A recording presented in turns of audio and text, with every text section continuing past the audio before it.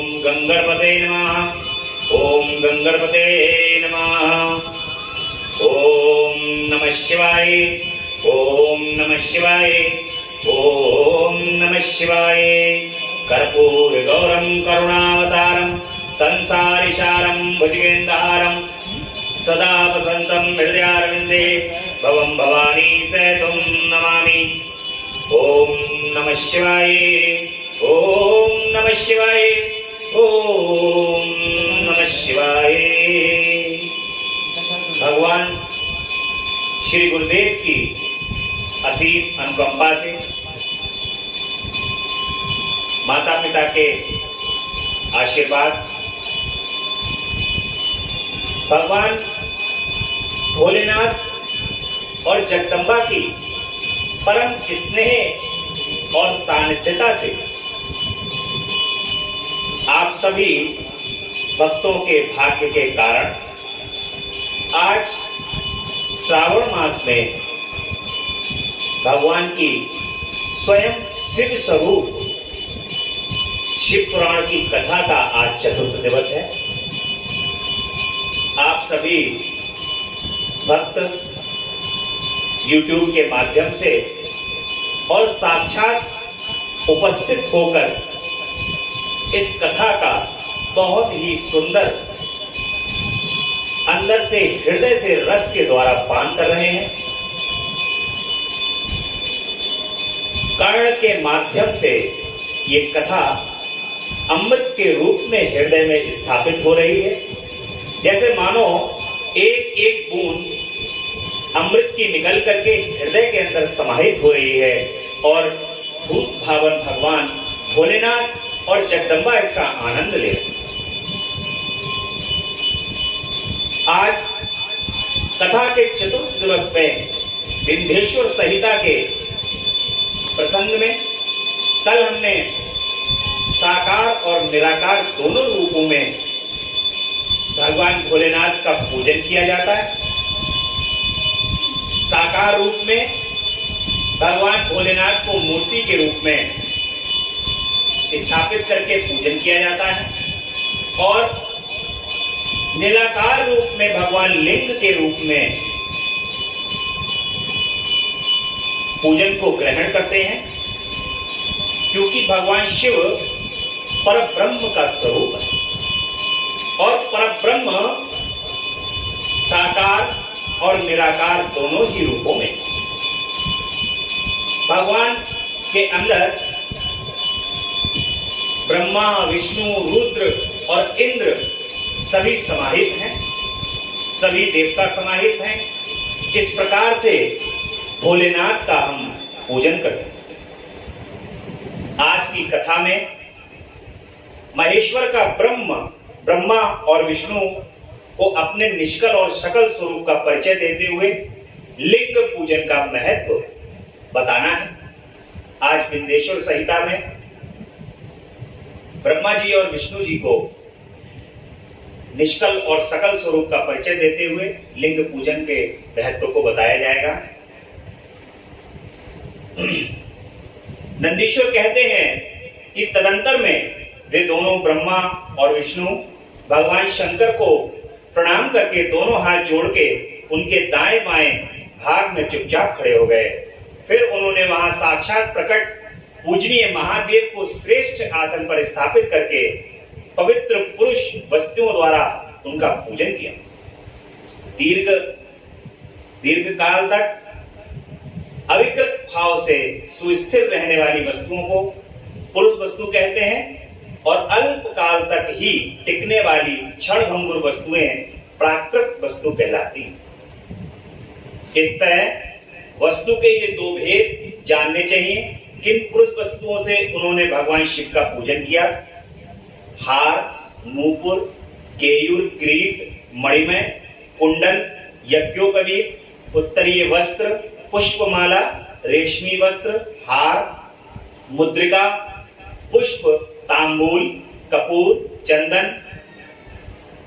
अगरू, अनुलेप, धूप, दीप, श्वेत छत्र, व्यंजन, ध्वजा, चवर तथा अन्य दिव्य उपहारों द्वारा जिनका वैभव वाणी और मन की पहुंच से परे था, जो केवल पशुपति यानी परमात्मा के ही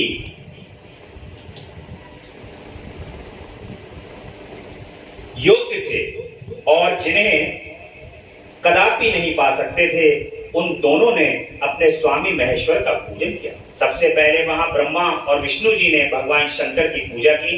इससे प्रसन्न हो भक्ति पूर्वक भगवान शिव ने वहां नम्र भाव से खड़े हुए दोनों देवताओं से मुस्कुराकर कहा। महेश्वर बोले, पुत्रों, आज का दिन एक महान दिन है।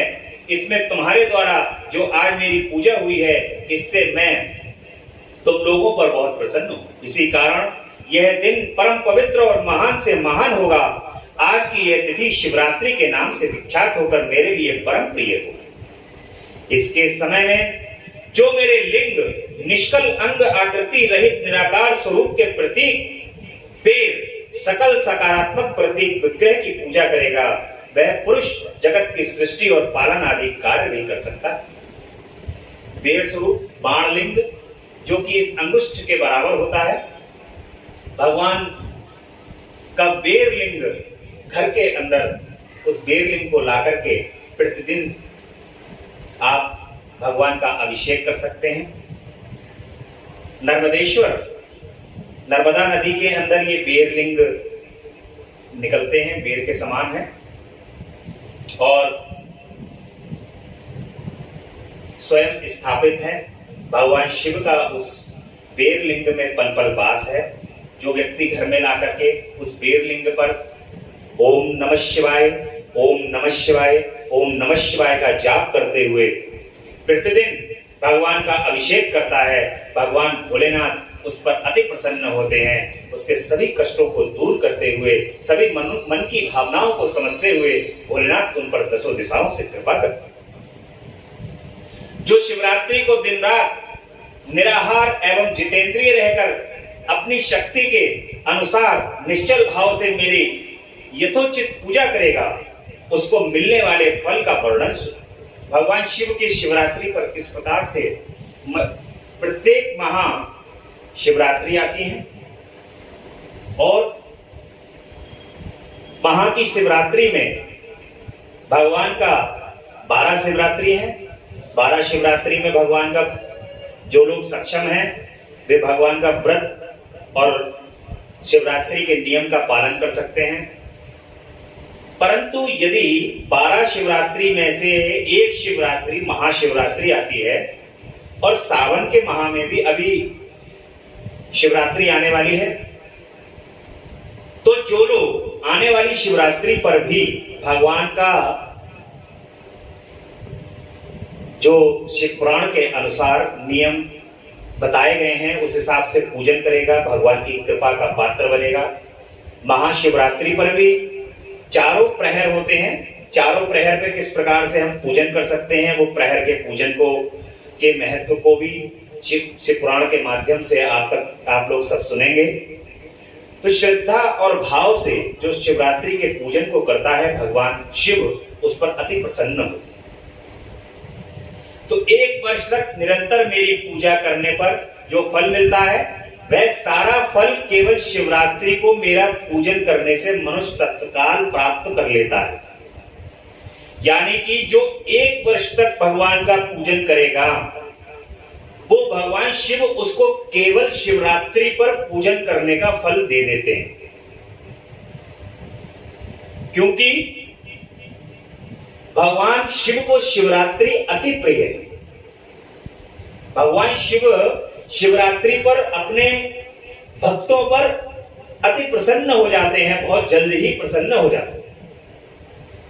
तो भगवान कहते हैं कि शिवरात्रि को मेरा पूजन करने पर मैं तत्काल मनुष्य मुझे प्राप्त कर लेता है। जैसे पूर्ण चंद्रमा का उदय समुद्र की वृद्धि का अवसर है, उसी प्रकार यह शिवरात्रि तिथि मेरे धर्म की वृद्धि का समय है। इस तिथि में मेरी स्थापना आदि का मंगलमय उत्सव होना चाहिए। पहले मैं ज्योतिर्मय स्तंभ रूप से प्रकट हुआ था। वह समय मार्गशीर्ष मास में आर्द्रा नक्षत्र से युक्त पूर्णमासी या प्रतिपदा है। जो पुरुष मार्गशीर्ष मास में आर्द्रा नक्षत्र होने पर पार्वती सहित मेरा दर्शन करता है अथवा मेरी मूर्ति या लिंग की झांकी करता है, वह मेरे लिए कार्तिकेय से भी अधिक प्रिय है।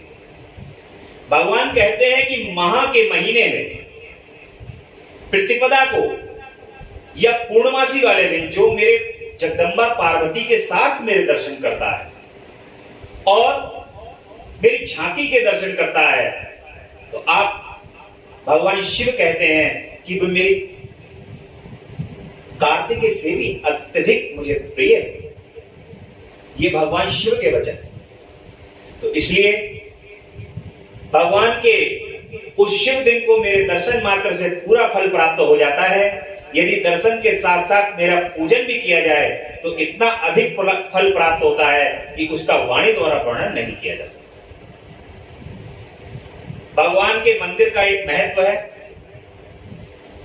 यदि शिवालय या कोई भी मंदिर हो जो आपके इष्ट हो या जहां पर आप जिन भगवान को मानते हो, मंदिर यदि बंद हो गया हो तो आप केवल मंदिर के ध्वजा के ही दर्शन कर लें।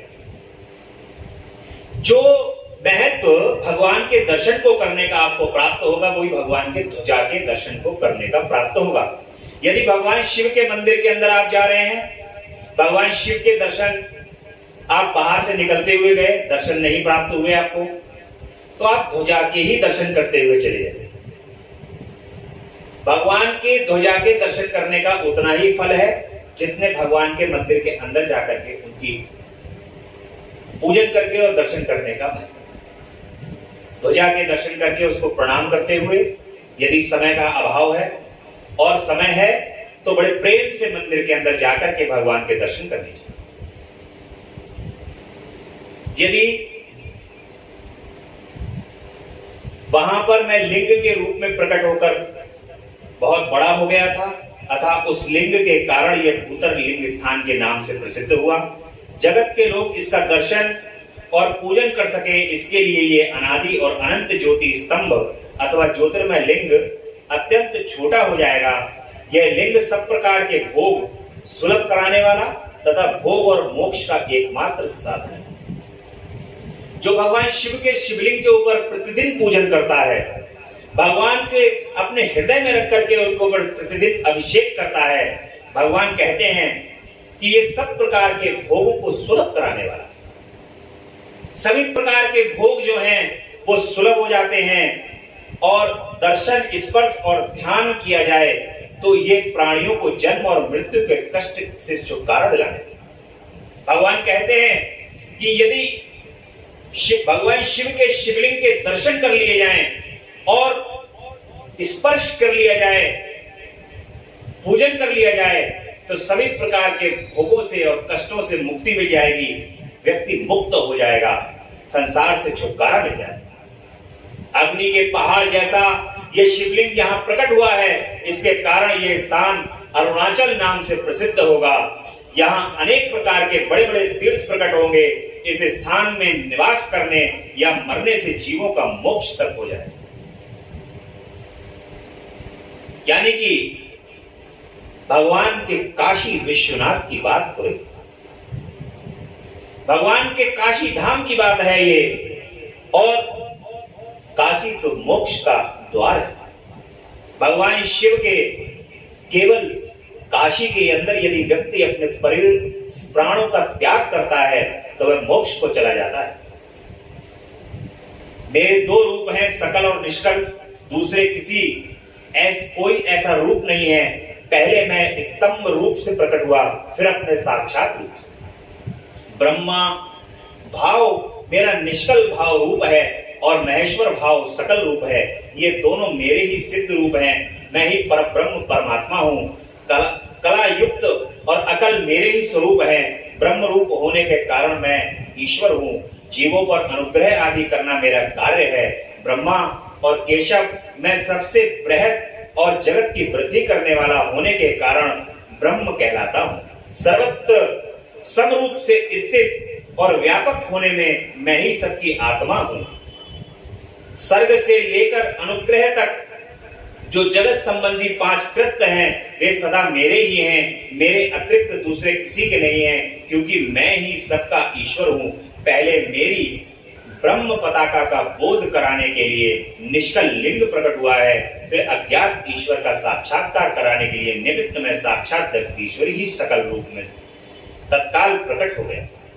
अतः मुझ में जो ईश्वरत्व है उसे ही मेरा सकल रूप जानना चाहिए, तथा जो ये मेरा निष्कल स्तंभ है वह मेरे ब्रह्म स्वरूप का बोध कराने वाला। देखिए, भगवान शिव के ब्रह्म स्वरूप का दर्शन आप लोग कर रहे हैं। भगवान भोलेनाथ का जो लिंग है उसका कोई स्वरूप नहीं है, वो तो ब्रह्म स्वरूप है। और जितने भी देवी देवता, ग्रह, नक्षत्र, राशियां जो भी प्रकट हुए हैं वो उस ब्रह्म में से प्रकट हुए हैं। सर्वप्रथम इस संसार के अंदर ब्रह्म ही, ब्रह्म के स्वरूप भगवान शिव के अंदर से तीनों देवता, ब्रह्मा, विष्णु, महेश, ये तीनों ही देवता भगवान शिव के शिवलिंग ब्रह्म स्वरूप से प्रकट हुए और सभी ग्रह, नक्षत्र, राशियां ये सब ब्रह्म से ही प्रकट हुए हैं। पहले इस संसार के अंदर जब कुछ भी नहीं रहता तो केवल ब्रह्म रह जाता है और ब्रह्म इस संसार की रचना करता है। भगवान शिव का जो ये स्वरूप है, जो ये लिंग का स्वरूप है, भगवान उस स्वरूप के बारे में बता रहे हैं कि ये लिंग ही, जो ये आप ब्रह्म का स्वरूप देख रहे हैं, इस स्वरूप के अतिरिक्त और कोई स्वरूप नहीं है। इस संसार के अंदर केवल यही स्वरूप है और इस स्वरूप से ही सभी स्वरूप प्रकट होते हैं। पहले निराकार स्वरूप होता है और उस निराकार स्वरूप से ही सभी साकार स्वरूप प्रकट होते हैं। यदि हम किसी भी वस्तु को नाम दे देते हैं तो उसमें सकारात्मकता आ जाती है। जब हम उसको ब्रह्म कह रहे हैं तो ब्रह्म कहना निराकार स्वरूप, और उस ब्रह्म में से ही सभी साकार रूप में उत्पन्न होते हैं। विष्णु जी, जब हम कहते हैं कि भगवान श्री हरि विष्णु, तो ब्रह्मा, तो ब्रह्म, पर ब्रह्म स्वरूप भगवान श्री हरि विष्णु। जब हम कहते हैं कि ब्रह्मा जी, तो पर ब्रह्म स्वरूप श्री ब्रह्मा जी, क्योंकि वो पर ब्रह्म से ही प्रकट हुए हैं और पर ब्रह्म से जो प्रकट हुआ है वो भी पर ब्रह्म ही। भगवान शिव महेश्वर रूप में हमें साकार रूप में दर्शन दे रहे हैं, वो भी उस पर ब्रह्म से प्रकट। इसलिए किसी भी प्रकार का कोई भेद अपने मन के अंदर नहीं रखना चाहिए कि ये भगवान अलग हैं, ये भगवान अलग हैं, मैं इनके मंदिर जाता हूं। इस प्रकार का कोई भेद नहीं रखना चाहिए। अगर आप एक हृदय के अंदर बात रखेंगे तो केवल एक ही बात रखेंगे कि सभी एक ही ब्रह्म है, उसी ब्रह्म के तत्व हैं, सभी उस ब्रह्म के तत्व से निकले हुए और वो पर ब्रह्म भगवान शिव के स्वरूप में लिंग के रूप में प्रकट। इस प्रकार से भगवान शिव कहते हैं कि मेरे एक लिंग की स्थापना करने वाला, जो तुम दोनों प्रतिदिन, यह मेरा ही लिंग है, तुम दोनों प्रतिदिन यहां रहकर इसका पूजन करो, यह मेरा ही स्वरूप है और मेरे समीपस्थ की प्राप्ति कराने वाला है। लिंग और लिंगी में नित्य अभेद होने के कारण मेरे इस लिंग का महान पुरुषों को भी पूजन करना चाहिए। मेरे एक लिंग की स्थापना करने का यह फल बताया गया है कि उपासक को मेरी समानता की प्राप्ति हो जाती है। यदि एक के बाद दूसरे शिवलिंग की स्थापना कर दी गई तब तो उपासना के फलस्वरूप मेरे साथ सायुज्य मोक्ष रूप फल प्राप्त होता है। प्रधानतया शिवलिंग की ही स्थापना करनी चाहिए। मूर्ति की स्थापना उसकी अपेक्षा गौड़ कर्म है। शिवलिंग के अभाव में सब ओर से मूर्ति युक्त होने पर भी वह स्थान क्षेत्र नहीं कहलाता। भगवान शिव के जब शिवलिंग की स्थापना की जाती है किसी भी क्षेत्र में, तो आप ये समझ सकते हैं कि वहां पर चाहे वो भगवान शिव का शिवलिंग आपने जंगल में स्थापित किया हुआ है, लेकिन भक्त तो भगवान को खोज ही लेते हैं। चाहे वो ऊंचे पहाड़ के ऊपर, कैलाश पर्वत के ऊपर भगवान मानसरोवर में स्थापित हो, चाहे कैलाश पर स्थापित हो, चाहे केदारनाथ में हो, भगवान चाहे कहीं भी हो, भक्त तो जो है वो भगवान का याद करते करते, उनका पीछा करते करते अपने भगवान को ढूंढ ही लेते हैं और वहां ढूंढ कर उन पर अभिषेक तो कर ही। इसलिए 5 कृत्यों का प्रतिदिन प्रणव एवं पंचाक्षर मंत्र की महत्ता, ब्रह्मा विष्णु द्वारा भगवान शिव की स्तुति और उनका अंतर ध्यान, ये हम महत्व को अभी समझेंगे। ब्रह्मा और विष्णु भगवान ने पूछा कि प्रभु, सृष्टि आदि 5 कृत्यों के लक्षण क्या है, ये हम दोनों को बताइए। भगवान शिव बोले कि मेरे कर्तव्यों को समझना अत्यंत गहन है, तथापि मैं कृपा पूर्वक तुम्हें उनके विषय में बता रहा हूँ। ब्रह्मा और अच्युत सृष्टि पालन संहार तिरोभाव हैं, अनुग्रह, ये 5 ही मेरे जगत संबंधी कार्य हैं। जो नित्य सिद्ध संसार की रचना का जो आरंभ है उसी को सर्ग या सृष्टि कहते हैं। मुझे पालित होकर सृष्टि का सुस्थिर रूप से रहना ही उसकी स्थिति, उसका विनाश ही संहार है। प्राणों के उत्क्रमण को तिरोभाव कहते हैं और इन सबसे छुटकारा मिल जाना ही मेरा अनुग्रह है। इस प्रकार मेरे 5 कृत्य हैं सृष्टि आदि, जो 4 कृत्य हैं वे संसार का विस्तार करने वाले। 5वां कृत्य अनुग्रह मोक्ष का हेतु है, वह सदा मुझ में ही अचल भाव से स्थिर रहता है। मेरे भक्तजन इन 5 कृत्यों को 5 भूतों में देखते हैं। सृष्टि भूतल में, स्थिति जल में, संहार अग्नि में, तिरोभाव वायु में और अनुग्रह आकाश में स्थित है। पृथ्वी से सबकी सृष्टि होती है, जल से सबकी वृद्धि होती है एवं जीवन की रक्षा होती है। आग सबको जला देती है, वायु सबको एक स्थान से दूसरे स्थान तक ले जाती है और आकाश सबको अनुग्रहित करता है। ये 5 तत्वों का महत्व भगवान बता रहे हैं और विद्वान पुरुषों को यह विषय इसी रूप से जानना चाहिए। इन 5 कृत्यों का भार वहन करने के लिए मेरे ही 5 मुख हैं, 4 दिशाओं में 4 मुख हैं और इनके बीच में 5वां मुख है। पुत्रों, तुम दोनों ने तपस्या करके प्रसन्न हुए मुझ परमेश्वर से सृष्टि और स्थिति नामक 2 कृत्य प्राप्त किए हैं। ये दोनों तुम्हें बहुत प्रिय हैं। इसी प्रकार मेरी विभूति स्वरूप रुद्र और महेश्वर में 2 अन्य उत्तम कृत्य संहार और तिरोभाव मुझसे प्राप्त किए हैं, परंतु अनुग्रह नामक कृत्य दूसरा कोई नहीं पा सकता। रुद्र और महेश्वर अपने कर्म को भूले नहीं हैं, इसलिए मैंने उनके लिए अपनी समानता प्रदान की। भगवान कहते हैं महेश्वर और रुद्र को मैंने अपनी समानता प्रदान की। ये परब्रह्म की बात हो रही है, ये भगवान शिव के शिवलिंग स्वरूप परब्रह्म की बात हो रही है। भगवान शिव का शिवलिंग संसार में किसी भी स्थान पर आप जाएंगे तो शिव का शिवलिंग किसी भी स्थान पर प्राप्त हो जाएगा आपको, क्योंकि परब्रह्म सर्वव्यापी। सारा संसार जिस निराकार ब्रह्म की पूजा करता है, जो इस संसार के अंदर जो कहता है कि मैं निराकार की पूजा करता हूं, वो निराकार शिव ही है। वो शिव के स्वरूप के अंदर उनकी पूजा करता है। भगवान शिव निराकार रूप में, ब्रह्म रूप में हर जगह उपस्थित है। जो ध्यान लगाकर जो मूर्ति के रूप में पूजन करता है, वो पहले ब्रह्म का पूजन करता है, वो ब्रह्म ही मूर्ति के अंदर समाहित होता है। तो सकारात्मक और नकारात्मक के अंदर कभी भेद नहीं करना चाहिए। जब तक सकारात्मक सामने नहीं होगा तब तक आप भगवान शिव साकार ब्रह्म जब तक आपके सामने उपस्थित नहीं होंगे तब तक आप निराकार ब्रह्म को कैसे पहचान सकते हैं। इसलिए साकार रूप को ध्यान में लगा करके निराकार ब्रह्म का हमें हमेशा पूजन करना चाहिए और ये अपने मन के अंदर ये हमेशा भाव रखना चाहिए कि जो साकार ब्रह्म है, जिनकी हम पूजन कर रहे हैं, जिनको हमने आकार दे रखा हुआ है, वह सर्वव्यापी हैं। वह ब्रह्म ही, वह परब्रह्म ही परब्रह्म बन करके समस्त संसार के अंदर व्याप्त है। ये हमें सदैव अपने मन के अंदर स्मरण रखना चाहिए। कभी भी साकार और निराकार में भेद नहीं करना चाहिए। वायु, भगवान कहते हैं कि इसलिए मैंने उनके लिए अपनी समानता प्रदान की है। वे रूप वेश कृत वाहन आसन और आयुध आसन में मेरे समान है।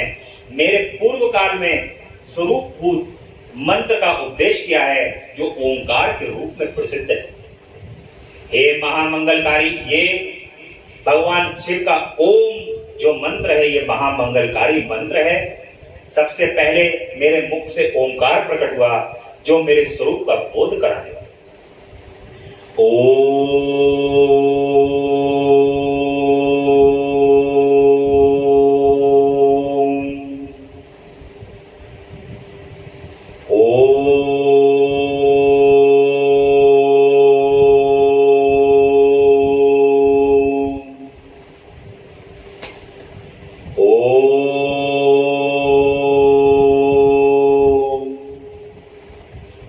भगवान के इस ओंकार स्वरूप को यदि आप उच्चारित करते हैं प्रतिदिन, तो आप ये देखेंगे कि प्रतिदिन आपके शरीर के अंदर अपने आप स्पंदन उत्पन्न होगा। वो स्पंदन ऐसा लगेगा कि ये जैसे आपका शरीर शुद्ध हो गया है, आपके आचरण शुद्ध हो गए हैं, आपके अंदर जो मस्तिष्क के अंदर जितने विकार हैं वो सारे विकार हुए। यदि ओंकार का उच्चारण यदि आप करते हैं तो आप ये मन की शुद्धि पाते हैं। इसीलिए सर्वप्रथम कोई भी ध्यान को करने से पहले ओम का उच्चारण किया। और जहां पर भगवान शिव आ गए, जहां ओंकार आ गए, वहां तो सब कुछ शुद्ध होना ही होना। इसलिए भगवान कहते हैं कि मेरे स्वरूप का बोध कराने वाले ओंकार हैं और ओंकार वाचक और वाच्य।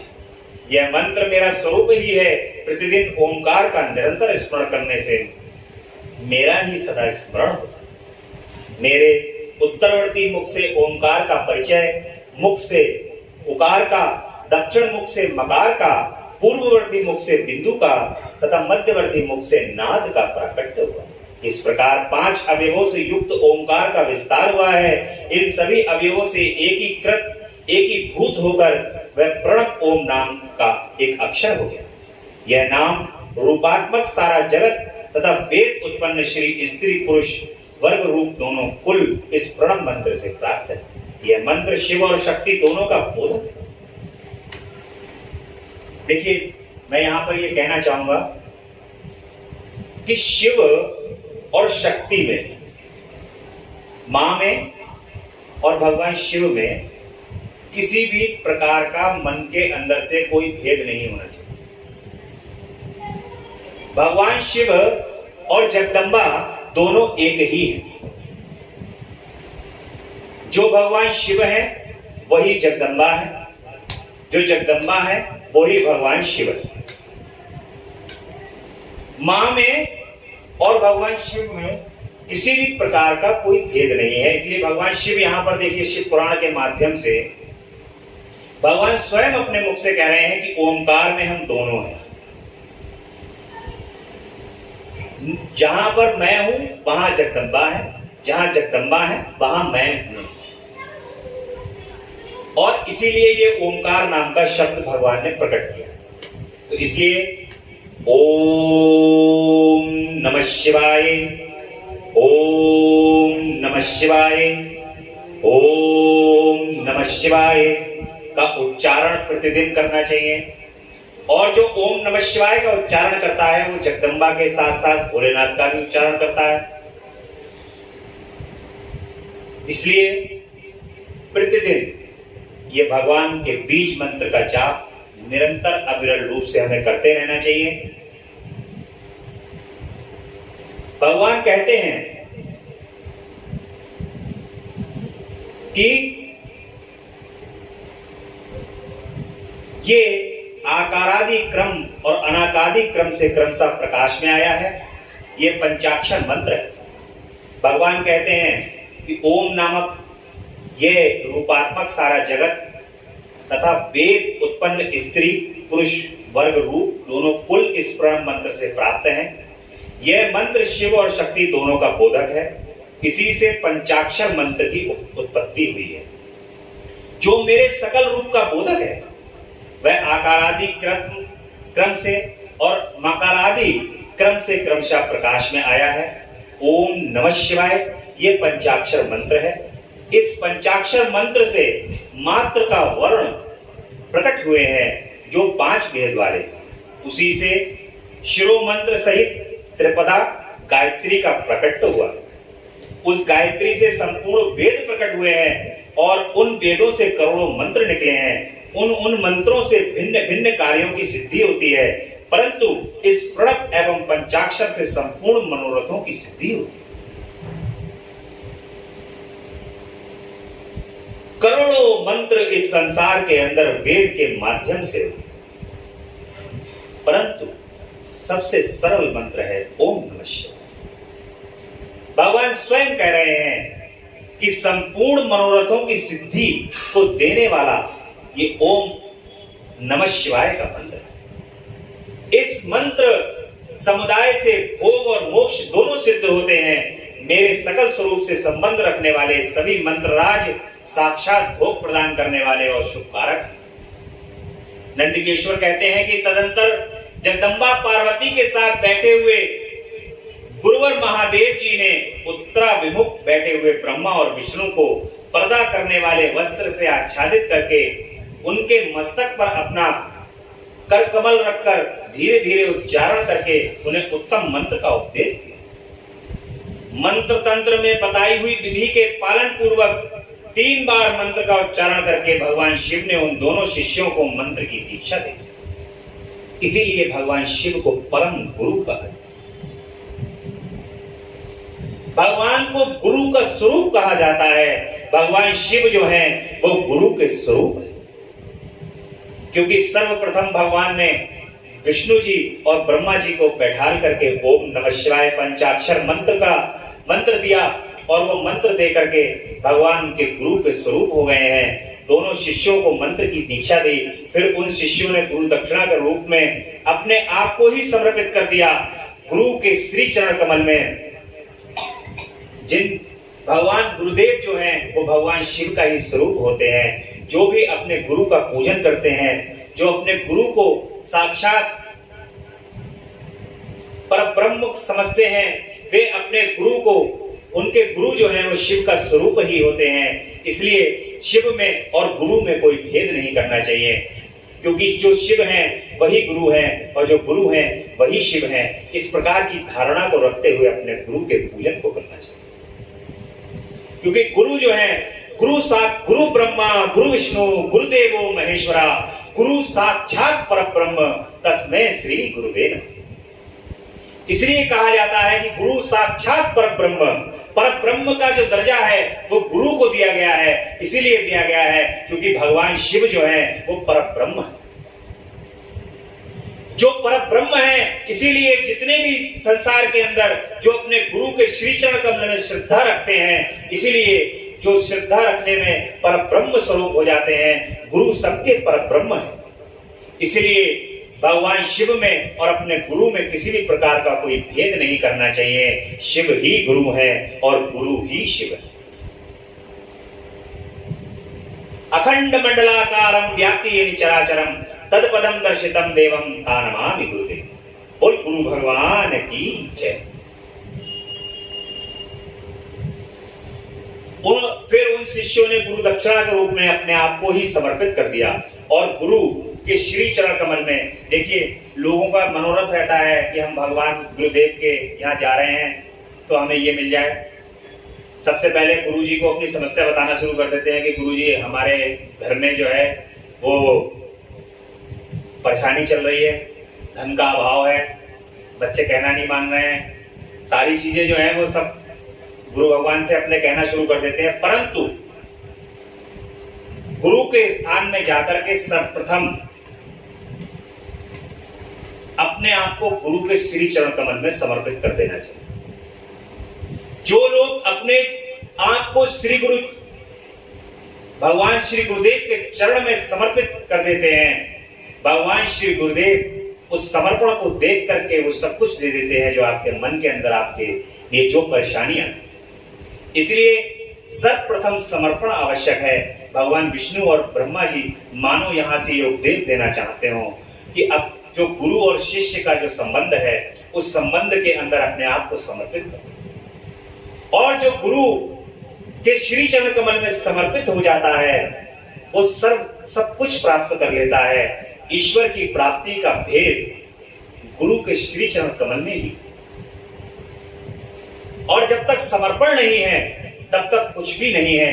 जब तक आप समर्पित नहीं होगे तब तक आपको कुछ प्राप्त भी नहीं। इसलिए दोनों हाथ जोड़कर उनके समीप खड़े हो उन देवेश्वर जगत गुरु का स्तंभन करने लगते हैं। ब्रह्मा और विष्णु जी बोलते हैं कि प्रभु आप निष्कल रूप हैं, आपको नमस्कार है। आप निष्कल तेजस से प्रकाशित होते हैं, आपको नमस्कार है। आप सबके स्वामी हैं, आपको नमस्कार है। आप सर्वात्मा हो, नमस्कार है प्रभु। अथवा सकल स्वरूप आप महेश्वर को नमस्कार है। आप प्रणव के वाचार्थ हैं, आपको नमस्कार है। आप प्रणव लिंग वाले हैं, आपको नमस्कार है। सृष्टि का पालन संहार तिरोभाव और अनुग्रह करने वाले हैं, प्रभु आपको नमस्कार है। आपके 5 मुख हैं, आप परमेश्वर हो, प्रभु आपको नमस्कार है। हे पंच ब्रह्म स्वरूप 5 कृत्य वाले, आपको नमस्कार है। आप सबके आत्मा हैं, आप ब्रह्म हैं। आपके गुण और शक्तियां अनंत हैं, आपको नमस्कार है प्रभु। आपके सकल और निष्कल 2 रूप हैं। आप सद्गुरु एवं शंभु हो, आपको नमस्कार है। ये पूरा संसार, समस्त संसार शिव और शक्ति से संचालित है। अगर पूरे संसार में यदि आप देखें तो सारा संसार प्रणाम करता है शक्ति को। कोई भी ऐसी वस्तु नहीं है जो शक्ति के द्वारा संचालित नहीं हो रही। शिव प्राण के रूप में सबके अंदर उपस्थित है। शक्ति उनको संचालित कर रही है। ये शरीर को भी यदि आप देख लो तो इसके अंदर जो आत्मा है वो शक्ति के रूप में विराजित है और ये शरीर शिव के रूप में विराजित है। जब ये शक्ति इस शरीर में से निकलती है तो ये शरीर शिव से शव बन जाता है और शिव और शक्ति मिलकर के इस शरीर को संचालित करते हैं। इसलिए शिव और शक्ति एक दूसरे से अलग नहीं। यदि अलग हैं तो कुछ भी नहीं है, जब एक हैं तो सब कुछ है। तो कभी भी अपने हृदय के अंदर कोई भी ये भेद ना ले कि भगवान शंकर अलग हैं, जगदम्बा अलग हैं।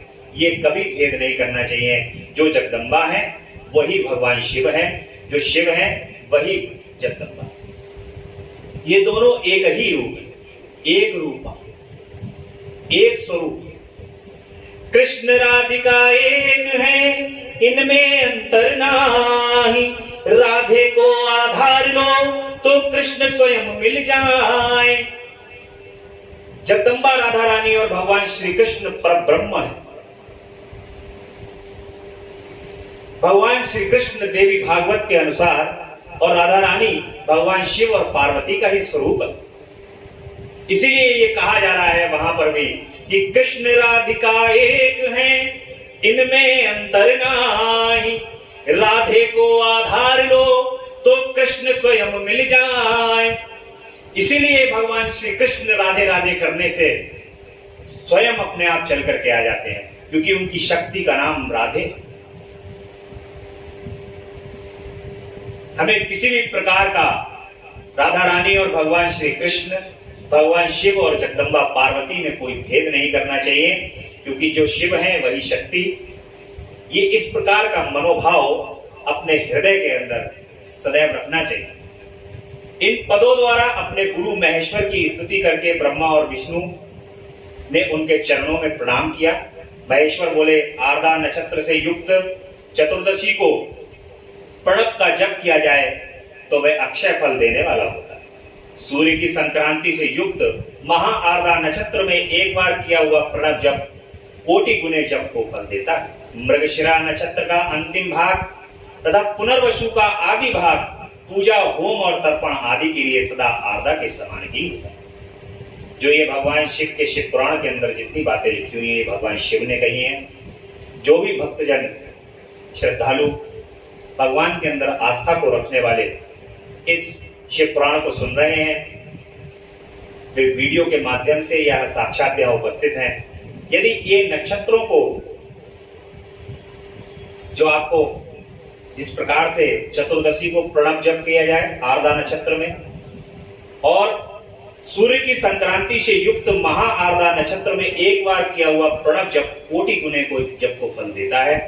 मृगशिरा नक्षत्र का अंतिम भाग तथा पुनर्वसु का आदि भाग पूजा, होम और तर्पण आदि के लिए सदा आर्द्रा के समान ही होता है। यह जानना चाहिए कि ये मेरे लिंग का दर्शन प्रभात काल में ही, प्रातः और संगम मध्याह्न के पूर्व काल में ही करना चाहिए। रोज सुबह उठ करके भगवान शिव के शिवलिंग का दर्शन करना चाहिए और मध्याह्न में भी कर लेना चाहिए। जितने टाइम तक हो जाए कर तो सभी टाइम तक लो, कोई दिक्कत नहीं है, लेकिन प्रातः काल में भगवान के ऊपर जल चढ़ाना अति उचित होगा।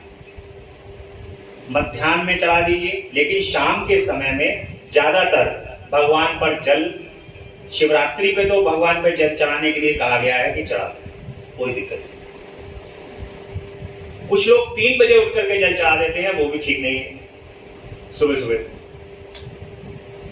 प्रातः काल भगवान के दर्शन अवश्य करने चाहिए, शिवलिंग के दर्शन अवश्य करने चाहिए। घर के अंदर यदि बाण रूप में भगवान विराजित हैं तो बाण शिवलिंग के भी दर्शन अवश्य करने चाहिए। यदि शिवलिंग की व्यवस्था नहीं है तो एक शिवलिंग का, भगवान का फोटो रख करके, यदि आजकल तो मोबाइल की व्यवस्था है, मोबाइल में दर्शन करके तब उठना चाहिए। और अपने बिस्तर को ओम नमः शिवाय का जाप करते हुए छोड़ना चाहिए, भगवान के याद करते हुए। मेरे दर्शन पूजन के लिए चतुर्दशी तिथि निशिता व्यापनी अथवा प्रदोष व्यापनी लेनी चाहिए, क्योंकि परिवर्तनी तिथि से संयुक्त चतुर्दशी की ही प्रशंसा की जाती है।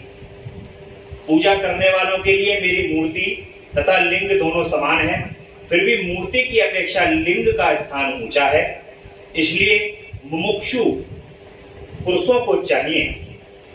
देखिए यहां पर यह बताया गया है कि चतुर्दशी तिथि निशित व्यापिनी अथवा प्रदोष व्यापिनी लेनी चाहिए।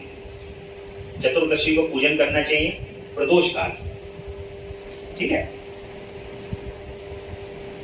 वेद मूर्ति से भी श्रेष्ठ समझकर लिंग का ही पूजन करें। लिंग का ओमकार मंत्र से और वेद का पंचाक्षर मंत्र से पूजन करना चाहिए। शिवलिंग की स्वयं ही स्थापना करके एवं दूसरों से भी स्थापना करवाकर उत्तम द्रव्य उपचारों से पूजा करनी चाहिए। इससे मेरा पद सुलभ हो जाता है। इस प्रकार उन दोनों शिष्यों को उपदेश देकर भगवान शिव वहीं से अंतर्ध्यान।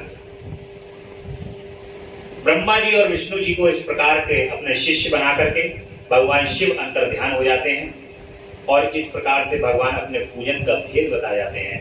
जैसा शिव पुराण में लिखा हुआ है, तो आप ये बिल्कुल मान के चलिए कि भगवान शिव का ये मुख है। एक जरा सा भी मन के अंदर तनिक ये मत सोचिएगा कि ये शिव पुराण जो है वो पढ़ा जा रहा है, बोला जा रहा है, इसके अंदर लिखा हुआ है। ये लिखा हुआ नहीं है, ये भगवान शिव के स्वयं के वचन है। इसलिए इसके अंदर लिखी हुई एक एक बात को पत्थर की लकीर बना करके जीवन के अंदर जो व्यक्ति चलता है वो भगवान के लिए, भगवान के निकट होता है, भगवान के साथ होता है, भगवान उसके समीप होता है। अपनी समीप और अपनी सानिध्यता का साधन भगवान ने स्वयं बताया।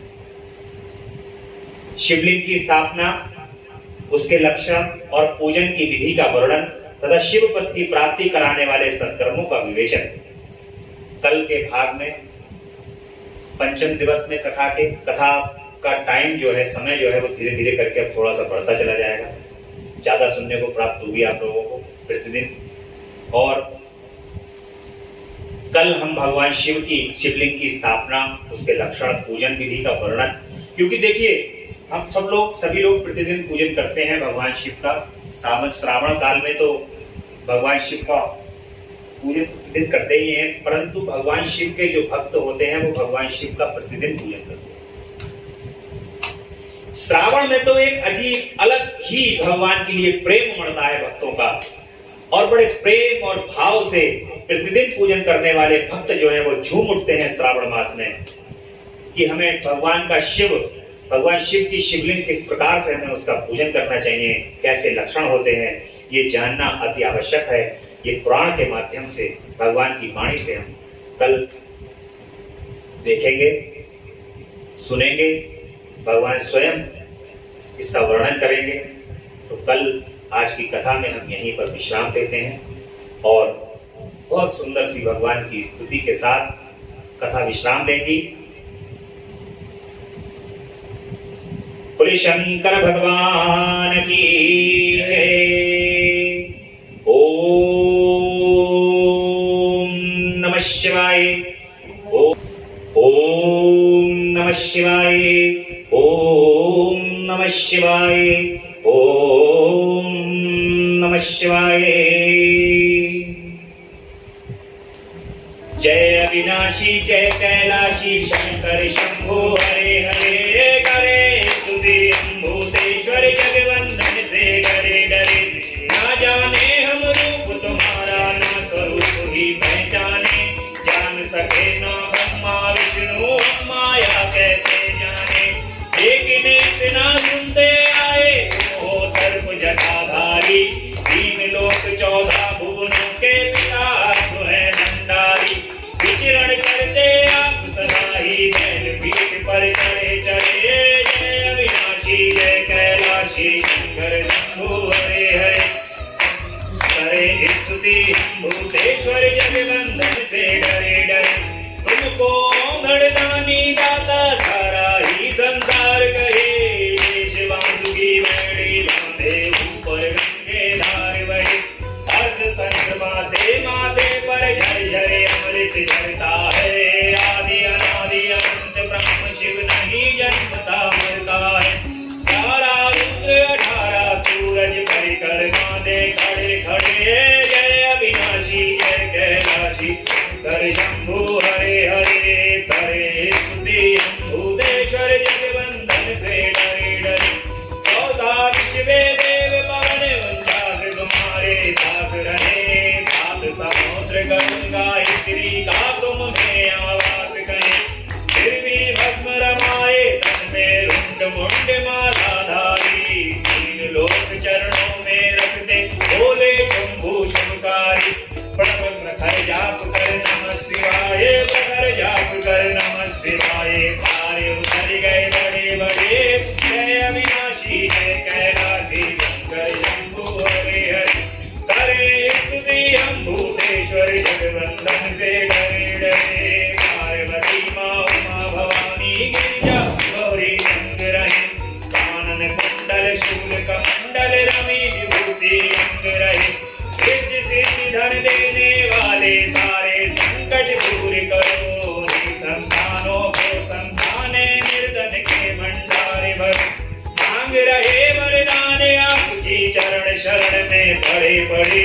जय अविनाशी शंकर शंभु हरे हरे। करे स्तुति भूतेश्वर जगवंदन से डरे डरे। बोले शंकर भगवान की जय। महामृत्युंजय भगवान की जय। कथा का आनंद आप साक्षात यहाँ उपस्थित होकर व शिवम मिश्रा भक्ति रस पर यूट्यूब के माध्यम से, इंस्टाग्राम और फेसबुक के माध्यम से ले रहे हैं। आप भक्तों से अनुरोध है कि इस कथा का प्रतिदिन आनंद अवश्य लें। आप इस कथा को सुनते सुनते भगवान शिव की कृपा को प्राप्त अवश्य करेंगे। ऐसी मेरी भगवान शिव के श्री चरण कमल में प्रार्थना है। भगवान के श्री चरण कमल में अनुग्रह है कि जो भक्त इस कथा को प्रतिदिन सुन रहे हैं कि प्रभु आप उन पर अवश्य कृपा करें।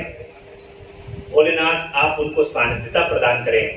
ऐसा YouTube के माध्यम से और या साक्षात रूप से जो भी भक्त सुन रहे हैं उनको भगवान शिव की कृपा प्राप्त हो। इसी के साथ आज की कथा यहाँ पर विश्राम लेती है। बोलिएगा ओम नमः शिवाय। ओम नमः शिवाय। ओम नमः शिवाय।